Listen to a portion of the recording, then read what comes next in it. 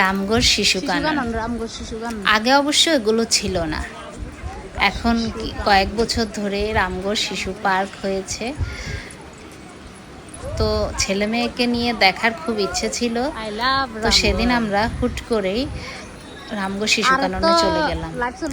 আসলে মূলত তা না, গোধূলিতে যাব ওই জন্যই বের হয়েছিলাম, কিন্তু এর ফাঁকে বললাম যে ছেলে মেয়েগুলোকে রামগড় শিশু পার্কটা দেখিয়ে আসি। তো যেই কথা সেই কাজ, আমার ভাই আমার হাজব্যান্ড সবাই গোধূলিতে বসে আছে, আর আমরা এখানে ছেলে মেয়ে আমার ভাই বোন সবাইকে নিয়ে আমি রামগড় শিশু কাননে চলে আসলাম। তো ওখানে প্রথমে ঢোকার সময় টিকিট কাটা লাগে। টিকিট মেবি 10 টাকা করে ছিল। তো আমরা জনপ্রতি শুধু পল্লবের জন্য ছাড়া সবার জন্য টিকিট কাটলাম। টিকিট কেটে ভিতরে চলে গেলাম। আসলে লাইটিংগুলো, সন্ধ্যার লাইটিংগুলো অনেক ভালো লাগছিল। আমি তো একদম সামনে গিয়ে খুব আনন্দ করছিলাম।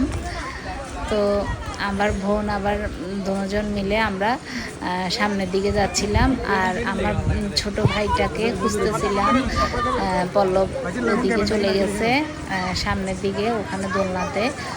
আর আমার মেয়ে এখানে ভিডিও করছিল, ছেলেও দোলনাতে চলে গেছে। আসলে শিশু কাননটা